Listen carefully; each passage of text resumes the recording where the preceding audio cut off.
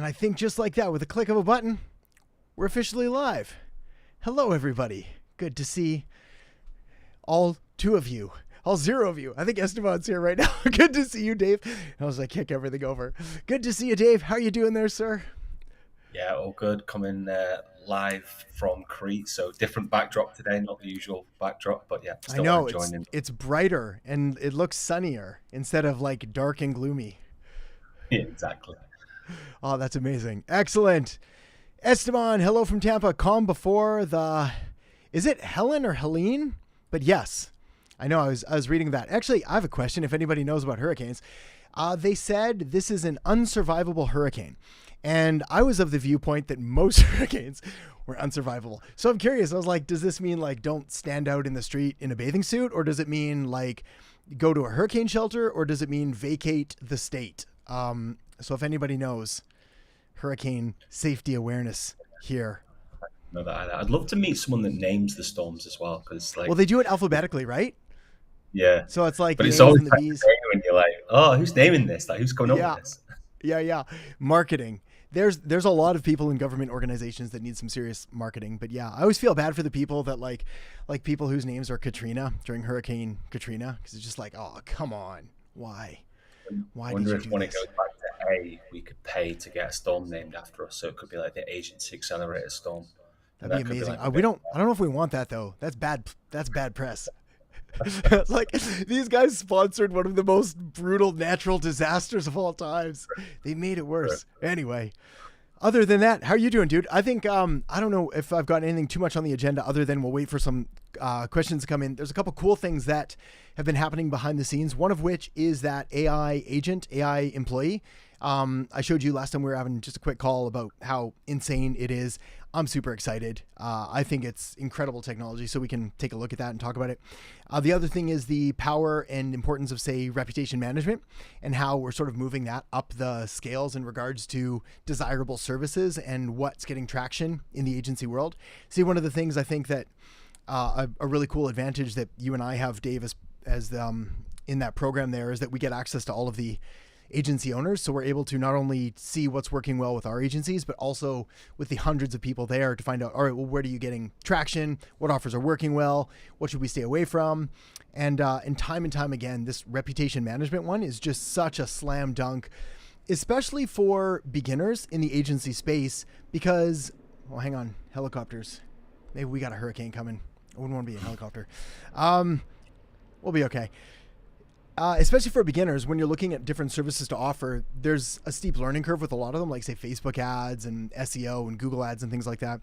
But if we can leverage technology to do the heavy lifting for us, it's incredibly valuable. And one of the big questions I think we get a lot is, well, if we can do it so easy, why can't the business owner just do it themselves? And the answer is that they could, they just won't. The same reason that I don't change the oil on my car. It's not because I can't. I mean, I probably can't, but like, it's not because it's physically impossible. It's because like, there's just no way that is worth my time or energy to do. I've got other things that I prefer to do. Same reason I don't like, it's going to make me start sounding really lazy, but like, don't clean my own gutters or don't do this or that. Like there's other people there that have the tools, have the experience, have the business around it. And that's what they do. And they do a better job than I would, which is very much the same for the business owners. So put a pin in that one for a second.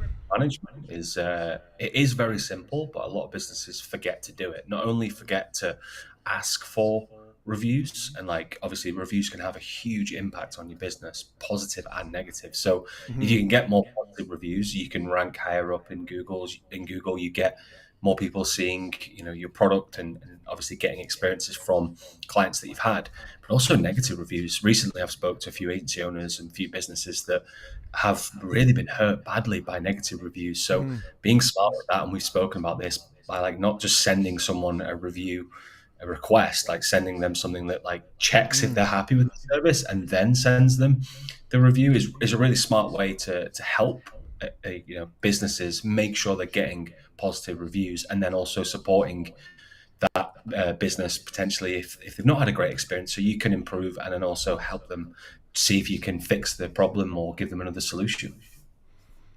Yeah, negative reviews are brutal for small business owners, especially because like for the average small business owner, they put their heart and their soul and like obviously their financial livelihood behind their business. So if somebody comes along and just leaves this like terrible review, many times it's malicious and it's done out of like, they're just venting. A lot of people also don't really understand, regular consumers, they don't really understand that like in the small business world, they're not dealing with like a faceless mega corporation, like a Walmart or a Target or an Amazon or anything like that. Like these are people, like real people. So they often take the same, what's the word I'm looking for? Like careless venting approach to do it. And that can really do some damage. So there's a couple things that we can do, exactly like Dave was saying. Number one of which is that with the software, we can do this without the software too, I'm sure. I just don't know how. Like submit negative review takedown requests. So on behalf of the business owner, like if somebody wrote just a really bad review, scathing review, often it's not true, could be a competitor. I've seen that happen more than once, which blows my mind.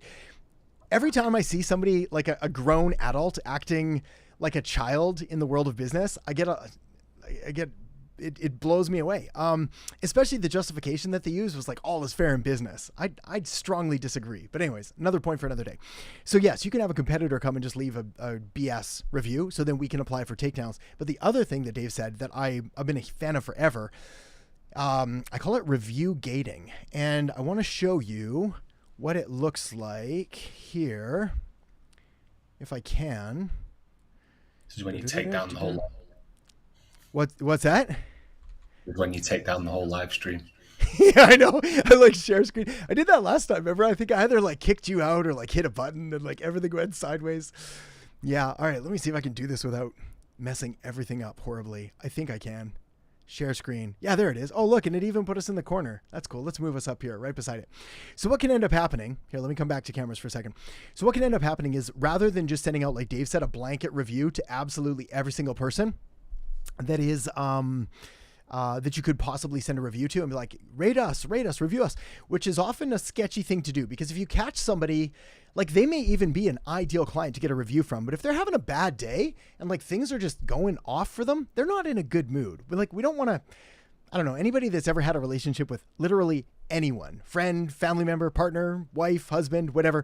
It's like, if they're kind of in like a pissed off mood, it's like, now's not the time to ask to go away for that weekend or to do this thing. It's like, you wait till things settle and then you feel the waters out. Same thing with reviews.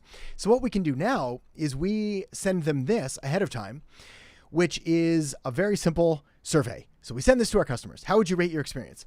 And there's 3 different options. There's positive, there's neutral, there's negative. If they click positive, it goes to Google reviews. And then we can ask them, hey, would you mind submitting this and like sharing your story, sharing your experience? All well. If they go to neutral or negative, this happens. We're sorry to hear you're not happy. Please let us know how we could improve our service. The magic of this is an internal document. This is not getting published publicly to a Google Plus page, a Yelp page, a Facebook page. What this means is that the client, the customer who's not incredibly happy, can vent. And they will vent, but you get to see it and you get to see it alone. So they get to like completely drain their mind of all of the horrible things that happened or how the injustice that was served or however angry they are. And then you're able to go in there and respond to them and actually take care of it. But at least you don't have that negative review floating around. Incredibly powerful, incredibly important. I think, oh, hang on. They're choppers. They're out training today. Can you hear that through the mic? No. Where's my mic? Oh, you hear that? Oh, yeah. Oh, yeah.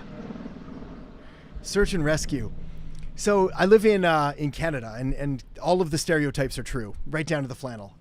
So it's like we've got these rugged mountainous wilderness areas and the oceans right there, and people go sadly missing all the time when they go hiking and camping and think that they can handle it, and they can't.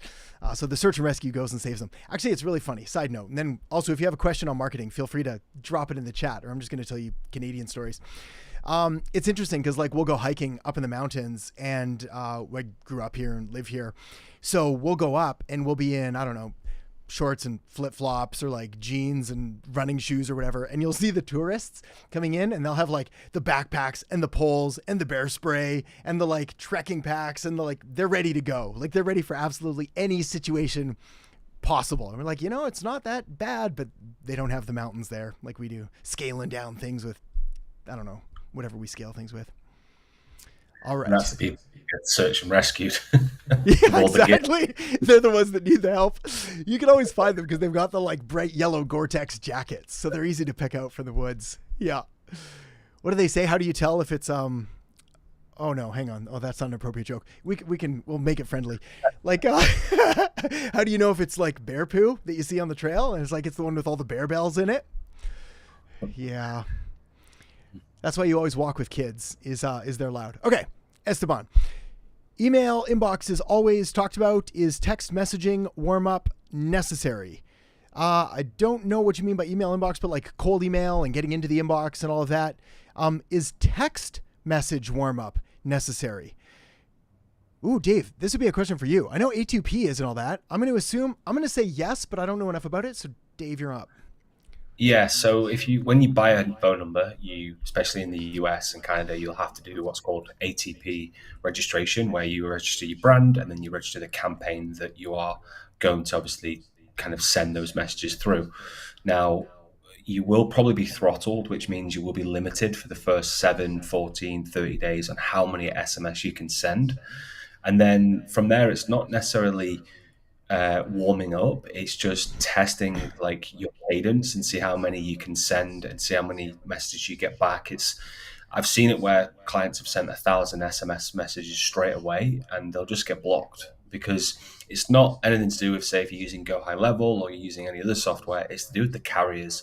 And the carriers will check the verbiage of the message and they'll check the reply rate or they'll check the stop rate. And if you get a high stop rate, so if you get a stop rate over, say, like 2% for all the messages you sent, the carriers will send back a notification saying this person's spamming, please stop them sending, and you will be blocked. So with SMS, I know the phrase we've used it all the time, a lot of the time, Adam, is like marketers ruin marketing, and we've done that. Marketers ruin everything. We've done that with SMS because we've just sent so many, and the carriers are like, we can't keep doing this. So SMS, I would say, is proceed with caution, test your messages, make sure you keep cleaning your list, make sure you've got good unsubscribe features on there, and then just make sure that you are doing it above board. You're not just like scraping numbers and sending. You definitely want to have a warm list. But when used properly, it can be very, very powerful to get in front of, say, a reactivation campaign or getting in front of old clients or bringing new business in. Yeah, right on. I think the only thing I'll add to that, and Dave, you touched on this as well, is like with different mediums, you want to use it for different stages of the funnel and with different contacts. So like if you have a phone number of someone, and again, we've got to split it out. I guess think of like a grid of a four-way grid, but like we've got B2B and we've got B2C. So if we're talking pretty much exclusively B2B, business to business, business to consumer, you don't text people. You can't text people. There's certain ways around it and all of that, but it's like we never use that strategy. It's a terrible strategy because you'll get banned and blocked and possibly sued. So B2C, we basically don't even look at it. For cold outreach, for B2B cold outreach, still don't use it. We'll use calls. Because you can't, like, it's rare that someone's going to then go and dial *66 or whatever, call the operator. That was a spam call. Like that I don't even know how. People don't do it.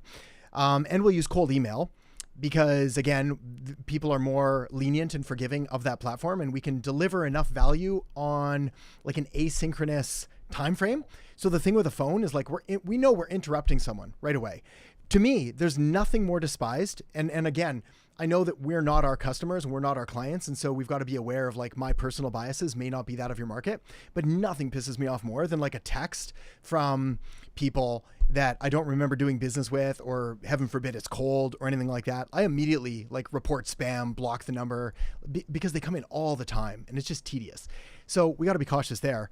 But for a warm list, amazing. Like, phenomenal. Maybe the preferred form of communication, but again, you've got to look at how did you acquire the number. And then my preference is pretty much always to engage and interact with the customer on the channel that they chose first. This is why we have multiple ways of communicating with customers. We can do it through Facebook DMs and Instagram DMs. We can do it through phone calls and email and whatever it is. And then I like to continue that because that's a proven channel for them that they don't mind. And then, exactly like Dave said, you got to clean that list. So if you've got a customer list and you're doing like a reactivation campaign and it's got contacts on it that are 20 years old, don't text them. Like things are not going to end well. You will get stops. They'll stop, unsubscribe, go to hell, whatever else they can think of. And then you'll just get flagged and your number will be, torn up and shredded, and it does damage to you. So yes, use other platforms. All right, Jasmine, I'm being wooed into a one-person subscription model service provider. What's your opinion? I don't know. Hang on. Let me read that again. One-person subscription model service provider. Oh, like SaaS. So people are trying to tell you you should just sell SaaS. What's your opinion on lower dollar but high volume versus high dollar, less clients? Phenomenal question. I was just talking, actually right before we hopped on, Dave, I was talking to Ed, and we were looking over these different models of high ticket, low ticket pricing structures and things like that. And I have a graph. Is it still open? Can I show everything? I'm just going to share all kinds of weird stuff from the dregs of my computer. Let me see if I can find it here, because I have something. I wonder if I'll be able to find it. Titles, screenshot, image. What it is it's basically a pyramid, but now I don't think I can find it. So I'm going to think if I put it one more place, because it's directly relevant to what you're looking for. Yeah, here it is. Okay, so hang on. How do I open this? And then how do I share? Oh, so I've got two versions of Photoshop on my computer, and every time I click, accidentally it opens the Photoshop beta version, which always freezes and jams everything. So bad times. But I think now I've got to find where we were. Right here. Let's try this screen share. That's showing that. I need to show Photoshop. Oh, they don't make things easy for me here. I can imagine myself as a 90-year-old man one day, just where's the off button? Because I feel like I'm kind of there now some days. All right. Here's what we're looking at. This is the agency freedom model. It's a pyramid that built out that I quite like because there is a right answer, but it's sort of a right answer for you. So you do have a couple different options for how you want to sell and what you want to sell. A large portion of that, actually, let's come back to faces and then we'll answer that again. A large portion of that is going to be specific on what you want to do and where you feel that your skills lie. Now, one of the biggest things that you have to understand is that it is not 100 times harder to sell something for 100 times more money, but you do make 100 times more money. It's not even twice as hard to sell something for 100 times more money. It's a little bit more work to deliver because obviously you can't just sell something and then not deliver the promise. So you've got to actually do the work. But the upfront sale is, if anything, it's easier because what we're doing is we're going after a different part of the market. So when we're selling low price stuff like that, and again, it depends on how low price. Are we talking $10 or $100 or $300 or $500? If we're talking 10, 20, 30, 40, $50 and they want to do it all themselves, then they're money poor, time rich. And they're not great customers. Money poor, time rich people. What you want is money rich, time poor people, because then we can do things that will take away their time, save them, that will, I don't want to say take away their money. Basically, it's going to give them back time and it's going to cost them money, which they don't care about because they have enough of it to justify. So me, for example, my time is the most valuable thing that I have. So I'm willing to pay a lot of money for things that aren't going to chew up my time. On the other hand, when I first got started, I had zero money and lots of time. So I was willing to buy all the stuff for $10 and try to do it myself. So you've got to figure out where you fit on that scale. The second thing is, let's come back to the graph. There is a bit of a sweet spot. So what ends up happening is a lot of people like doing this marketing software, the SaaS thing where you're selling something for $97, $197, $297. The problem with that is that it's still going to require work from you to deliver. You're just not going to get paid for it because the customer is still going to have questions. They're still going to have login issues and need to do this and need to do that, but you're not charging enough to really justify it. At the high end, you can do whatever you want, pull out all the stops, roll out the red carpet, do everything you need to do. There is this kind of nice middle ground at $297 to $997 where you provide the business owner systems. So we're not necessarily just giving them software and saying, hey, good luck, have fun. What we're doing is we're building out a collection of, in high level, we build out snapshots and things like that. And now we can give the business owner, hey, here's our customer reactivation campaign for gym owners or for dentists or for chiropractors. Like the text is already written, all the copy's already done, the follow-ups are done. We can give them landing pages, we can give them funnels, we can give them specific systems. And then we give them access to those systems at a cost of $297 to $997 a month. Anything above that, we start moving into more services. Anything below that, we start selling software. My personal preference is we operate in like the mid upper tier. So what I like to do is we go in and we offer the higher price service. And if they can't afford it or it doesn't make sense, then we can waterfall pricing. So essentially offer them this option here for the marketing systems instead. Very rarely do I come just down to SaaS and just sell that. Whoops, hang on. See, I just about ended our broadcast. How do I just stop the share? I'm glad it prompted me. It was like, are you sure you want to end the broadcast? So the one-person subscription business model is fine, but there's caps. And you've got to, again, decide like what you're good at, what you want to do. Do you like all of the other stuff? Do you have areas of expertise? Oh, there's so much more to say on that. I think it's been glamorized a lot, but there's a lot of power in like a small team. I don't think you need to do massive if you don't want to, but there's something really powerful about having people with complementary skill sets that are opposite to yours that can help fill the gaps rather than trying to do everything. That was a hell of a rant. Dave, thoughts, ideas? Yeah, personally, I built a SaaS business, but I've always found when I built my SaaS business is the client actually needs systems and services.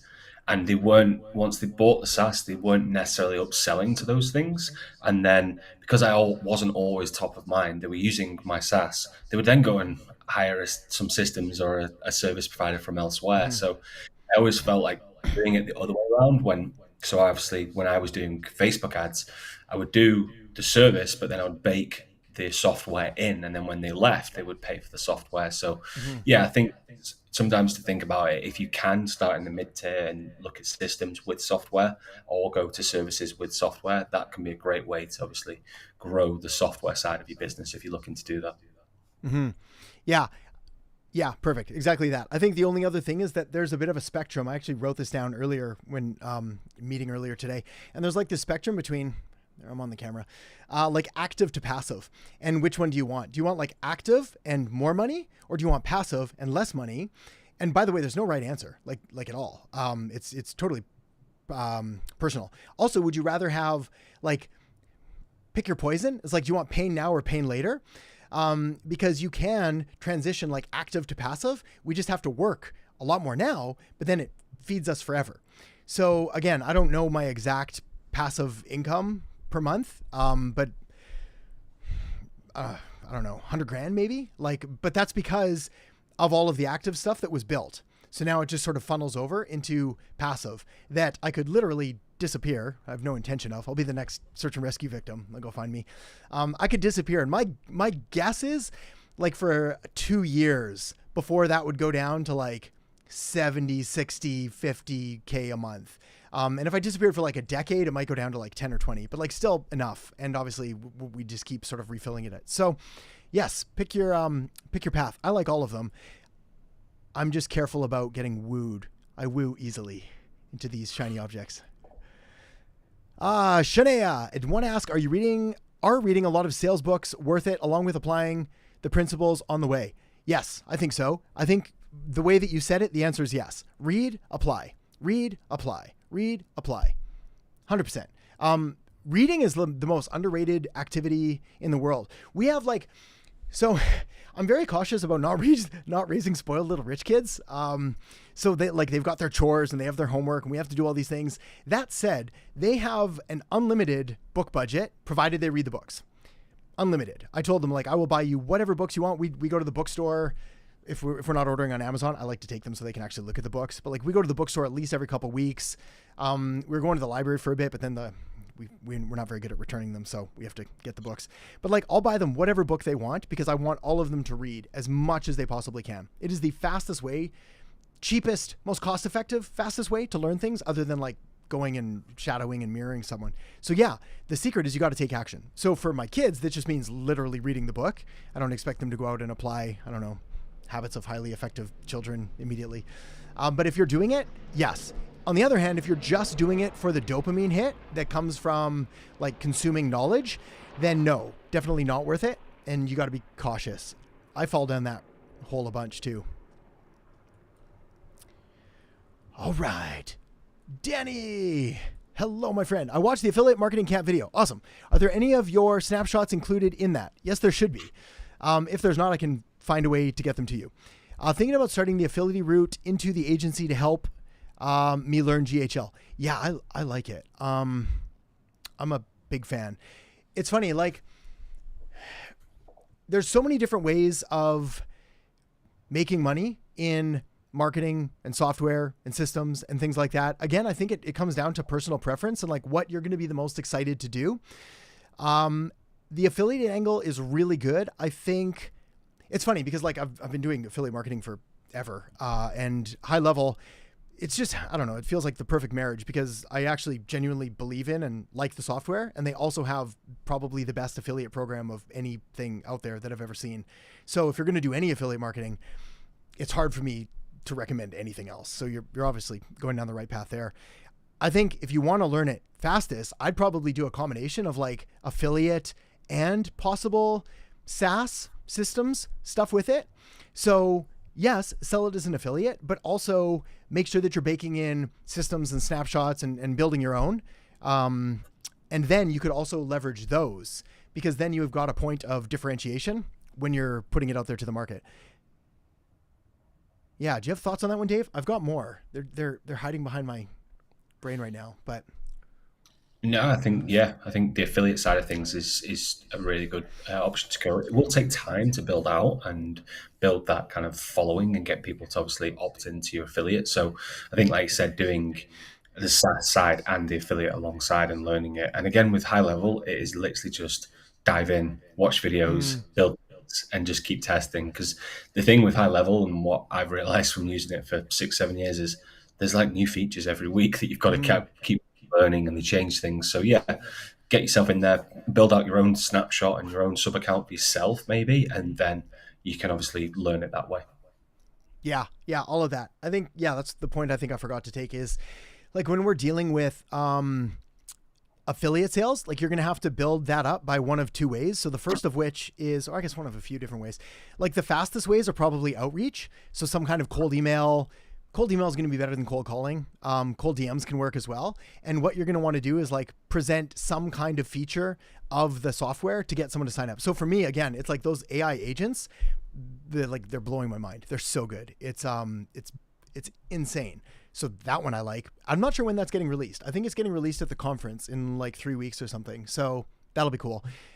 Reputation management is the next one that is kind of a easy sell for people.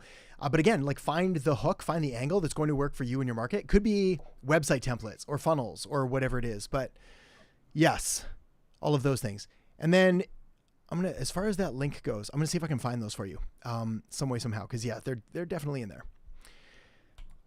Esteban, now that we've entered in the fourth quarter, have you experienced the objection? Let's revisit this after the holidays. Not yet, but I have before. Lots and lots. Yeah. And I keep kicking my camera. We'll just keep having these like, oh, there's earthquakes, man. Yeah, what do? You can't argue with it. I don't know. Anybody, I think, that comes up with like a really cool objection handling thing for that, I think you're just going to come off as like really pushy and be like, well, why not get ahead of your competition now? They've already thought this through. Like they're going to do what they're going to do. In fact, this is the reason that I'm so big on like when people do outreach, whether they're getting the success they want or they're not, like we just need more. And the reason is we've got to catch them at the right time. That's it. Like we've got to catch them at the right time. We can't make people think things. In fact, there's been like every great copywriter that ever existed has always said, I think Eugene Schwartz is famous for it. He's like, we don't create demand. We simply tap into already existing demand. It was Collier that said, our goal is to join the conversation already taking place in our customers' minds. That's what we do. We find people that already think like us and walk like us and talk like us and act like us or act like whatever it is we're trying to sell. And then we show them a better way to do it. So if someone's like, let's revisit this after the holidays. Then you revisit it after the holidays. That said, is there anything you can do to stay in touch? Can you stay top of mind? Can you talk to them when they're going to be looking back for it? Can you give them something now that would set them up for that? Can you build more goodwill? Can you be like, yeah, absolutely, I totally understand. That's basically what everyone's doing.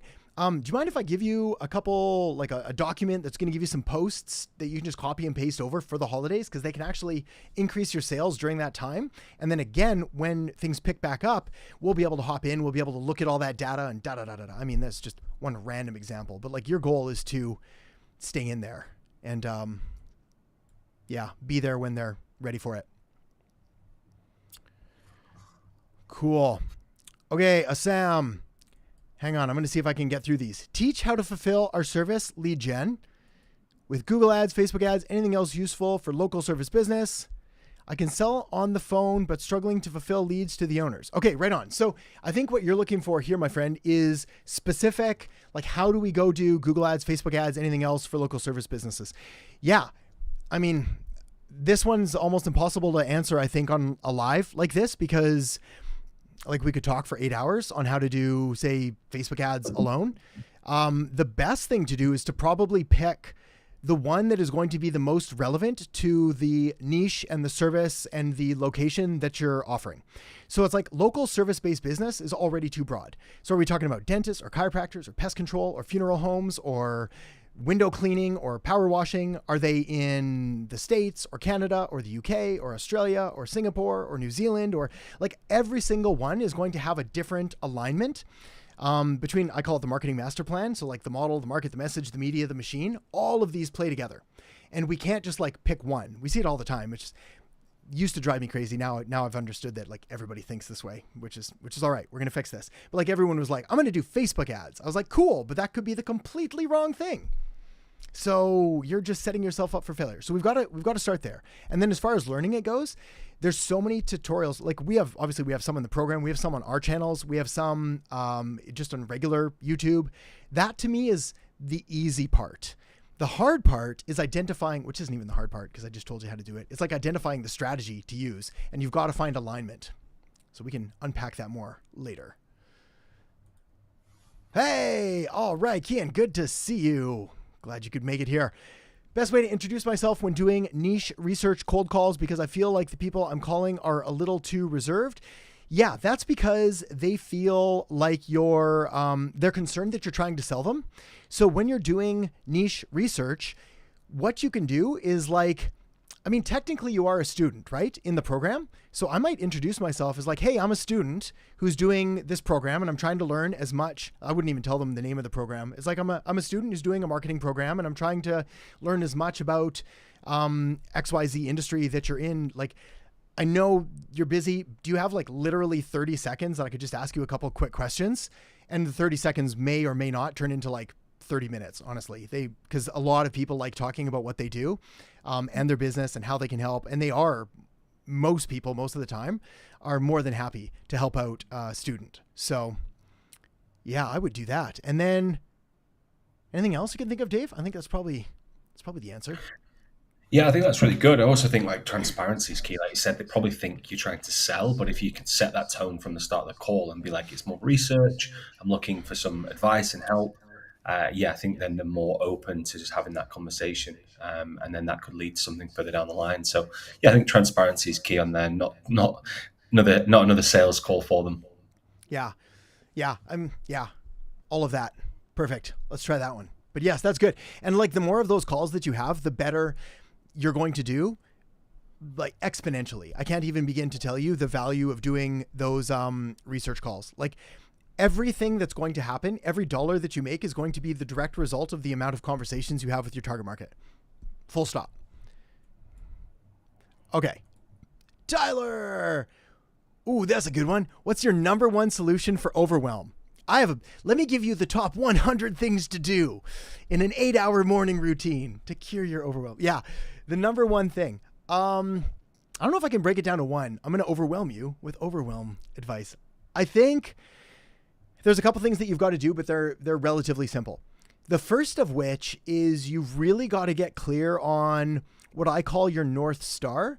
So goals are good and you need goals and they're important, but like, what is that kind of guiding direction that you want to head? Is it like more freedom, more money, work a little bit less? Like, what does that look like? And try to be as clear and specific as you can. And the reason is because if we don't really know where we're going, we'll never get there. We'll end up over here and be like, I just built myself the worst business in the world. And I didn't even want that. So we've got to get really clear on where that is. And again, I say really clear, but I'm happy with like even a general sense. Because I believe a lot of goals, like I look back at some of the ones that I set, and I'm pretty sure they were just arbitrary goals that meant literally nothing. But I was like, I guess I need another goal because that's what successful people do.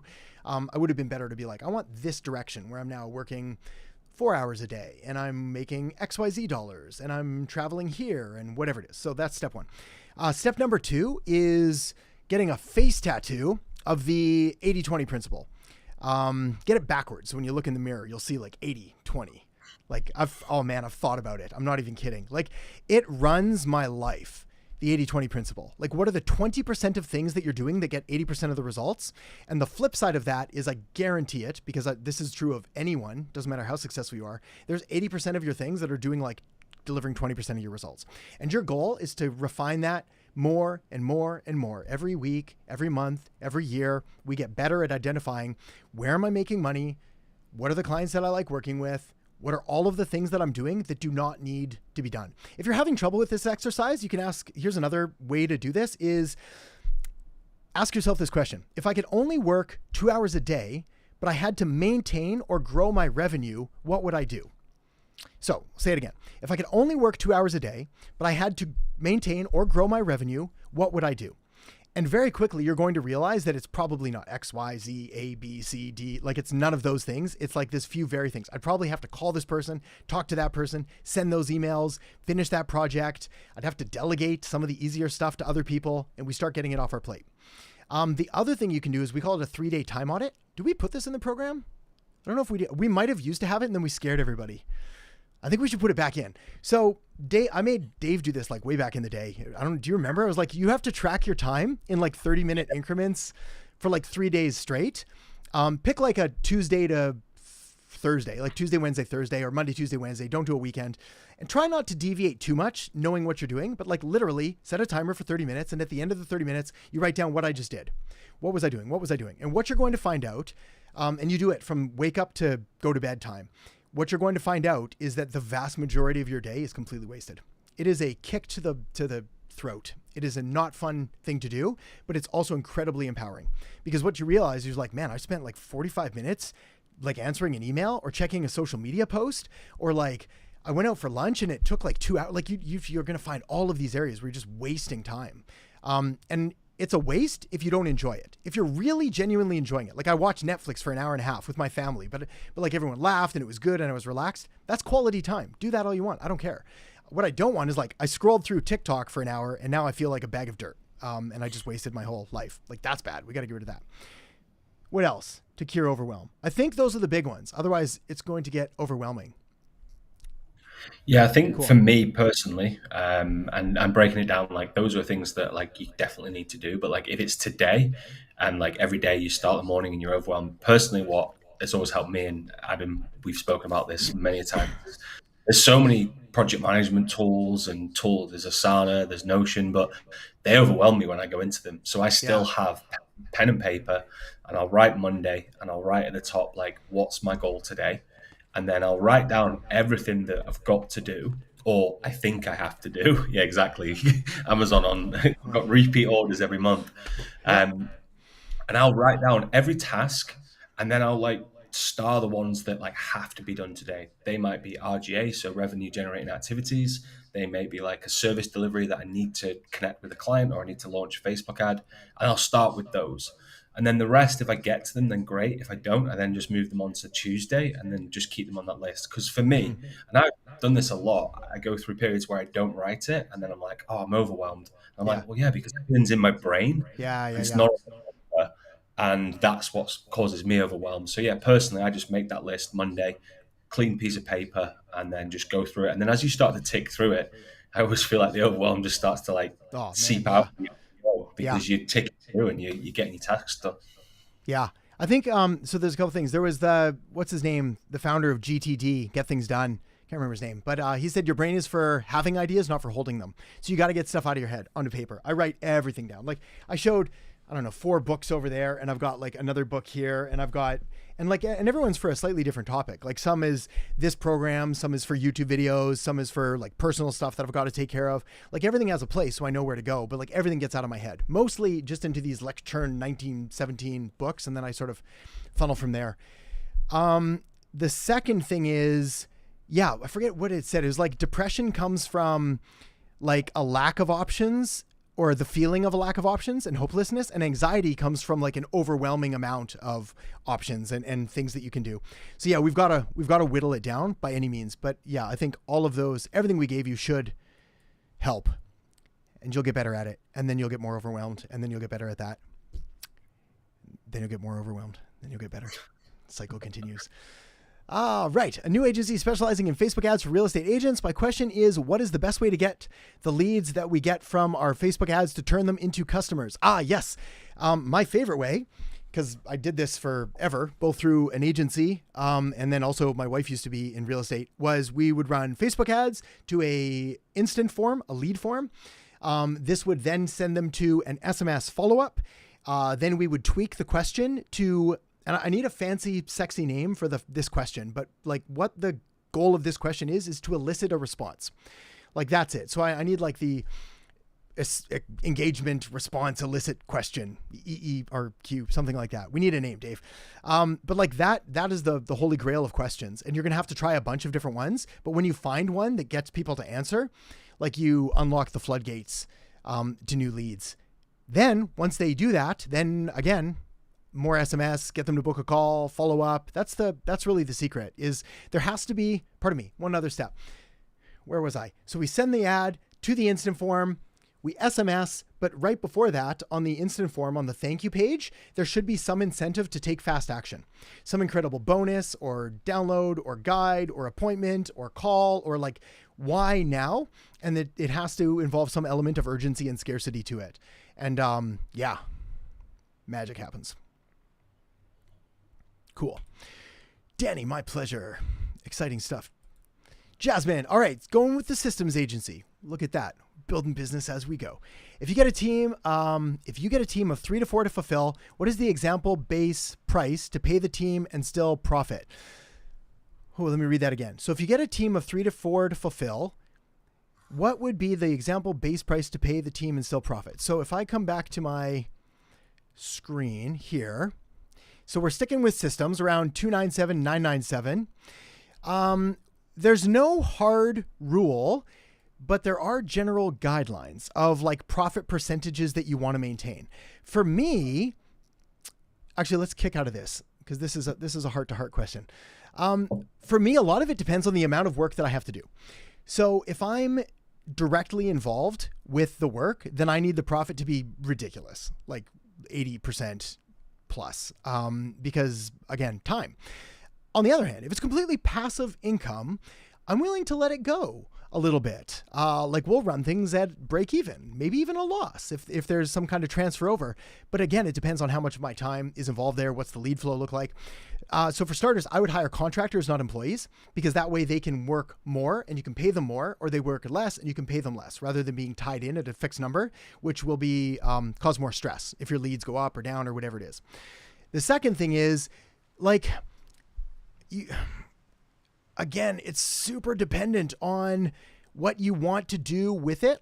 I would rather figure out the price that I'm going to charge and the amount of work that was done, and then I would work out what I can actually pay someone so that I was able to profit from it, rather than trying to like figure something out. So we could do it right now. Like let's say that we're charging $500 a month for the service. Now, because these are automated, and the real value, by the way, is the ability to acquire clients. So the real value is not doing the work. There are many people who are capable of doing the work. The real value is building the agency. So you get all the real value. So if we're charging 500, I probably don't want to pay more than like 100. Honestly, like I need 4 times or more because of the overhead, because of all the expenses, because of the stress, because otherwise why. But that said, if it was really easy, I'd go to 200. Maybe 300, like as long as I'm making some profit. Again, in business, we do want a large enough profit margin. And a lot of this comes down to like LTV versus CAC. So, let's get nerdy here for a second. So it's like, what's the lifetime value of the client, the LTV? And then what is your CAC, your cost of customer acquisition cost? And what we're typically looking for at a minimum is like a 3-to-1 ratio. So I don't want to spend, again, let's say that our customer is $300 a month and they stay for 3 months. That's $900. That means that I don't want to spend more than $300 to acquire a customer, which is for our marketing costs, but I apply a sort of similar rule to like the fulfillment of that. So it's like if the client's paying me $900, I don't want to spend more than $300. If the client's paying me $500, I don't want to spend more than like $150, because there has to be profit margin or there's just not enough incentive to grow. That's the other thing. Like if you're only making $50 every time you bring on a new client, it's not motivating at all. Good, Dave? Yeah, I think you covered points there. Okay. I always look to you to see if it's like, are we nodding? Should I keep going? Should I stop? Just rambling. Why is he talking about tuna prices in Singapore right now? Jesse, when you're hiring someone to write for you, what are you looking for? I'm looking for proper, it depends what I'm hiring them for, I should say. Like, are they a copywriter or are they a content writer? Because then I'm looking for like obviously domain specific skills and knowledge and an understanding of what they're trying to do. At the bare minimum, I'm hiring for native English speakers, pretty much. I found that I need native English more than I need, like fluent doesn't cut it for writing. Again, if I was writing like an Italian marketing thing, I would want native Italian speakers, not fluent. Native, like they grew up with that language. That is their first language. They speak it around friends and family. They know it because they know the colloquialisms and the synonyms and the slang and like they know when to say this and how to abbreviate things. And it's like there's certain things that are just really hard for someone. And so what I found, especially with writing, is I'd rather have less of it but have it be higher quality than more of lesser quality. And the reason is if I'm just after bulk quantity, I just use AI.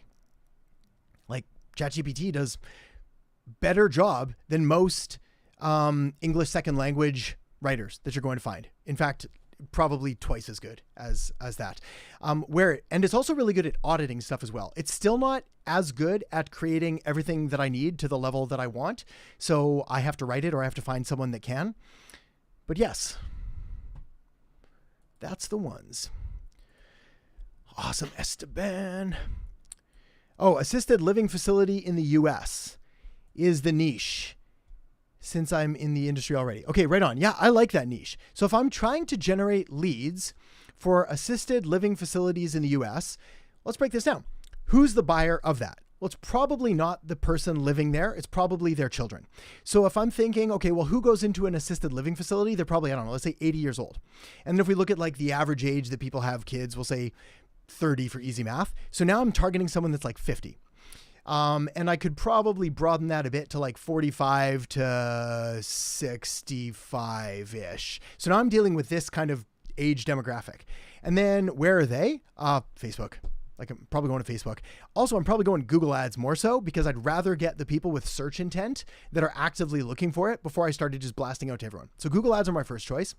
And it would be like, again, we don't have time to go through all this right now, but I'd be trying all kinds of different offers on, are you looking for the best place for your parent to live in an assisted facility? Are you looking for these kind of things? Is this important? Trying all the different angles, seeing which landing page converts. Yeah. And then once I've tapped all of that out, because we can't make people search for more things, then I go to Facebook ads. All right. Esteban, when you started the Q&A, you said you'd share something about AI employees. Was that right? It was. And we might have time. I've got to run like 5 minutes before 11, but I think we still have time. Yes. So right now, and this is still in beta, but it's like mind-blowingly good. High Level has something called an AI agent. I got to talk to them. I'd like them to change the name to AI employee because AI agent is another term for like other AI kind of stuff. Whereas AI employee, I think, gives a better representation of what it is.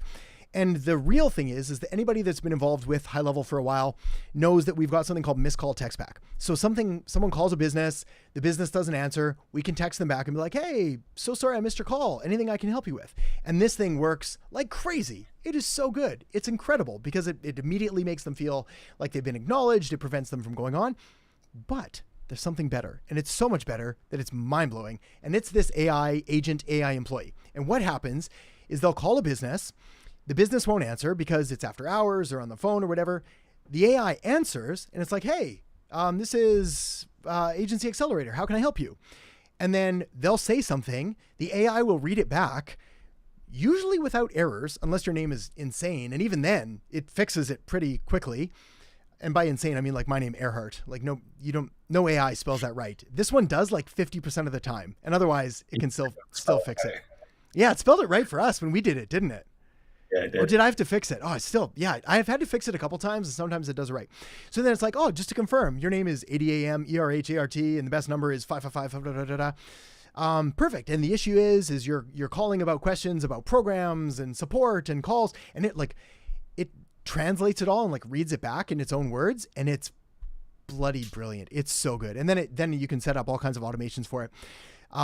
It's in beta mode right now, so it's only released to certain sub accounts, but I think it's rolling out to general access, I believe is the developer term, in like the next few weeks at the conference. And I don't like to use the word game changer in marketing a lot because like everything is. I think this is powerful. I think it's going to be a really easy sell to a business owner. And in fact, I tweaked it for, do I have it here? Oh, I do. Hang on. Look at this. I have it here. Oh, I'm still showing that. Hang on. How do I switch? So I show all my home videos instead. Awkward. All right, there.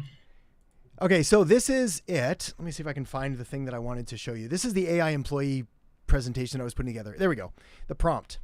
So what I did is I just rewrote the prompt here. And I'm going to find a way to get people access to this as well. I'll either put it in a snapshot or like if you're currently under my high level affiliate, just let me know and I'll make sure you get a copy of this when it goes. Because what this does now is it enables us to program it and rephrase it so that it will collect the phone number. It'll collect other information that you need. One thing I am playing around with that I'm not sure what to do yet is how to do the initial conversation with it. So I've yet to decide if I want to say like, hey, thanks for calling Agency Accelerator. I'm the virtual assistant. How can I help you?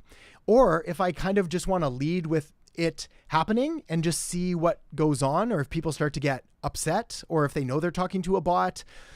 I haven't figured that one out yet. I think it's going to be industry specific. David Allen. That's right. That's his name. Get things done. Totally. Yes, you're welcome, my friend. You betcha, buddy. Hey, you changed your picture too. Right on. We're switching it back in. All right. Let's see. Yeah, you betcha, dude. Okay. We got time for like possibly two more if I can find one here. Nathan. Got a client whose business is located outside of their service area. They rank number 1 on Google locally, but not within that service area. Best way to improve ranking in this situation. More reviews and more citations will help, but only to a certain extent. And a large portion of that has to do with the competition in surrounding areas.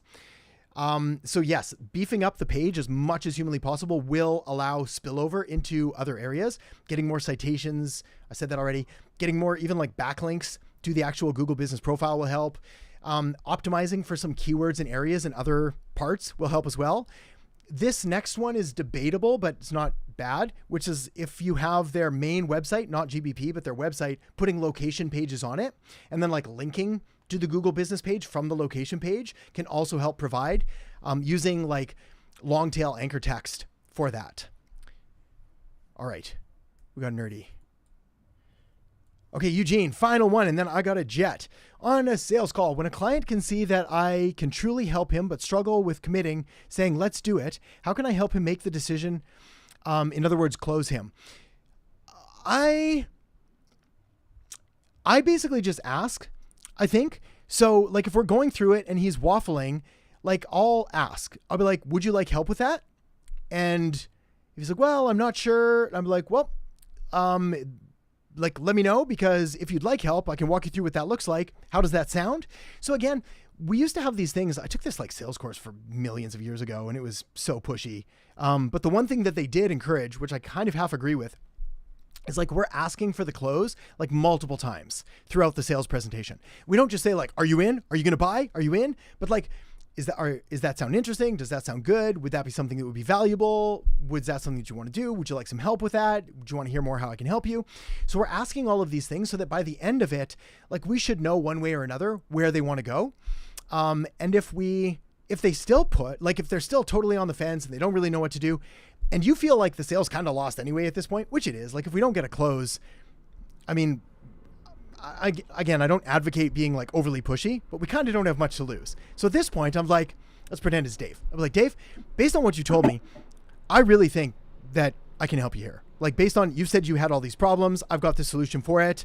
Like to me, the best thing to do is, because the earlier that we start, the faster we can get this going. And I've actually got space and availability to do it right now. The best thing to do is to get started today. Would you be interested in doing that? And he's like, well, today might be a bit tight. I was like, all right, well, tomorrow work, like we can talk about it later. Is there another thing? Worst case, I'll have another call with them. Like if they ever ask me, send me an email, do this other thing. I never want to do that. I'm never sending them an email to like summarize this stuff. I'll be like, look, here's the deal. The best way for us to do this is to just have a conversation about what you need and how I can help you. So I appreciate if you need to talk to someone or anything else like that today, that's fine. Do you want to have a call in like even just a quick 5-minute check-in in a couple days? How does 3 p.m. on this sound? And we can just have a chat about it there. But yeah, I think at that point, there's really nothing to lose. So obviously be polite and respectful, but be assertive and let them know. If they're hemming and hawing and whatever, like they might just need that extra little vote of confidence. Cool. Esteban. Yeah, maybe, man. Send me a note. Can you email me? That might be good. Or like send another note. Leave me another comment below. We're like rebuilding this thing right now. So yeah, it's been going well. Or point me in the direction of some other resources you got. Cause there's some cool stuff out there. All right, Dave, I went a minute over. Right. Now I'm late. It happened, no. But it was worth it. Okay, brother, we'll go enjoy the sun. And stay warm and sunscreen and hats and all the healthy things.